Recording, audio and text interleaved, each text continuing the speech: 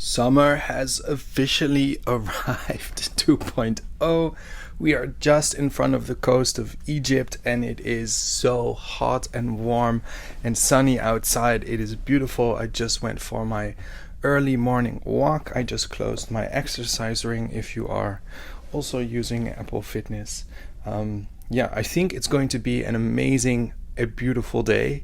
I am just getting ready to get some work done for a few hours. It is now just past 9 a.m. so hopefully till around 11:30ish, and then I'll spend a few hours in the sunshine as well, and then I'll grab lunch. The good thing I noticed is that the sunshine is kind of all over the ship, and hopefully it will remain that way versus everything just being on one side, because the ship has a tendency that all the people just go on one side and then it can get kind of crowded a little bit. So I'm hoping that even at 11:30ish, 12, there are still some really beautiful spots that I can take advantage of. I slept, I don't know, did I sleep okay? Either way, the ship was very quiet. It remains very quiet. You don't feel anything, which is quite nice. But yeah, let's see what the day brings. It's another day filled with a tremendous amount of activities. But a lot of the interesting things, again, is right in the midst of the very first seating. So today they are introducing all the officers on board, all the different department heads, which is kind of interesting. But it's smack right in the first dining seating or the dining time. Same with, again, second day in a row they're organizing a thing for solo travelers, but again it's right smack in the very first dining time, and they're not repeating it afterwards for all the people that have to eat dinner or want to eat dinner in the first seating. So that's a little bit annoying. Other than that, I think it's going to be an amazing day. It was honestly so nice out. I think in total I spent around 2 hours outside in the sunshine, and that's also all I need. I'm definitely not one of these types of people that will just lay in the sun for all day and every day. Also because the sun is different to the sun in Europe, etc. But it was very nice, very relaxing.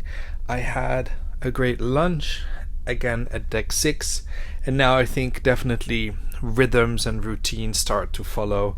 Always have breakfast on deck 5 and then lunch deck 6, and now I am about to join one of the activities on deck 6 or 7, I don't know, but there's not an actual behind the scenes tour, but there's a behind the scenes kind of presentation going on, and I thought I'm just going to grab a coffee and I'm going to look at this presentation where they're going to show all sorts of things behind the scenes. The ship as a whole today has just been kind of floating around. We're not really going anywhere, which is quite interesting. And again, there's no information from Costa with regards what's going to happen, Suez Canal, yes, no, when, which is kind of annoying because you want to be able to plan ahead. Nevertheless, I think the atmosphere on the ship is fantastic. People are definitely enjoying, myself included. And again, because the ship is so empty, there is no problem finding any place where to sit or just relax, and that's really, really good. So I'm off to the presentation and then I'll let you know how it was. I hope it's not going to be a fail, but we're gonna see. Now, the behind the scenes presentation lecture was actually amazing. Like, I'm not gonna lie, it was pretty good. They showed a lot of stuff. It was very interesting learning about the ship, the people on the ship, the consumption on the ship, all these things.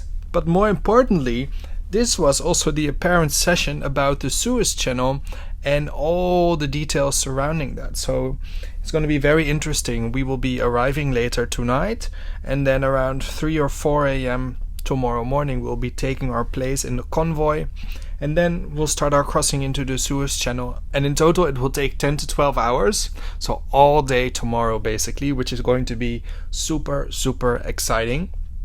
And I just really love learning. And to be fair, the behind the scenes actual tour on the ship, I think they want to have 6.55 or 60 euro for it.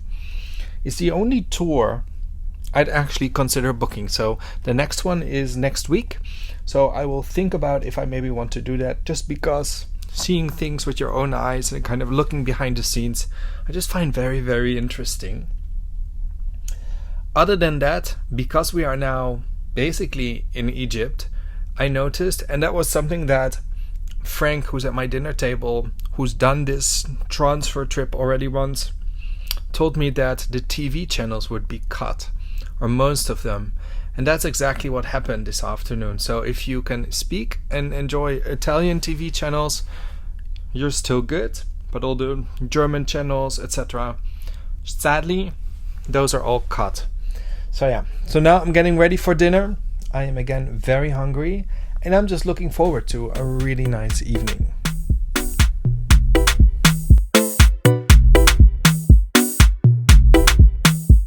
And yes, another great day is coming to an end here on Costa Toscana. I've lost complete count as to what day this is, and with me many others. Dinner was great, to be really fair. It was also funny because Philip, our waiter, I think he made some sort of a mistake. So halfway through, he came and asked if we wanted to have another main course because he had extra. So there was a lot of food. I also learned that you can order off the menu. I think maybe I mentioned it before at some point, but you can order salad off the menu. If you don't like the dessert, you can order cheese plate off the menu. So really good dinner. After dinner, we went to the auditions of The Voice of the Ocean, which was really funny, and we watched everybody sing. I was offered the opportunity to sing, and I went through all the songs, but there was no Taylor Swift, so couldn't sing. And walked around the ship a bit more. I like to just walk around, and I watched the show in the Colosseo, the big theater. There was some Queen impersonator guy, like Freddie Mercury impersonator guy, that was singing, which was quite nice because who doesn't like the songs of Queen? And I just came back to my room or my cabin, and there is a nice sheet of information with regards to the Suez Canal. It doesn't give any practical information on what's happening tomorrow, but then again, I went to this session earlier. But it gives information about the history of the Suez Canal, which is really good, to be fair. Let me just have a quick look at the audio a bordo. Nothing there as well. But it is what it is. So again, I had a really nice, beautiful day on board.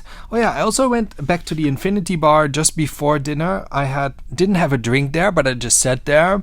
I find it so interesting on this cruise, but also again the cruise that I did about a month ago in Costa Toscana, and back then the ship was completely full. How the Infinity Bar is just not being used, in the sense of it's always empty. I don't know. I'm used to Infinity Bars on cruise ships just to be crazy full, but I guess that's just not really the thing here on Costa Toscana. That being said, again, if you're listening, you already know, but if this is the first time you're listening, again, welcome. Please subscribe to this podcast. We are not even halfway into this cruise. We still have at least 12 days to go, and as of now, it's going to be interesting because we're crossing the Suez Canal through the Red Sea. We're going to go to Salalah in Oman, another sea day, Muscat, Doha, Abu Dhabi, and then we're ending in Dubai. Now, if you're listening to this, you must be interested in cruising, so can I just encourage you to visit epiccruisedeals.com. They are the sponsor of this series. Epiccruisedeals.com scans the internet all day long. They're comparing all the cruise fares from all the major cruise lines and even the ones that are smaller. And every time the price drops, you get an email notification alerting you on the very best cruise deal that week. It is 100% for free, so if you haven't joined, you totally should. epiccruisedeals.com. That being said, guys, I will see you in the next episode. Suez Canal Crossing. Oh my goodness, it is going to be a real bucket list experience. I am genuinely excited for it. This is pretty much the reason why most of us book this cruise. So subscribe, and I'll see you in the next episode.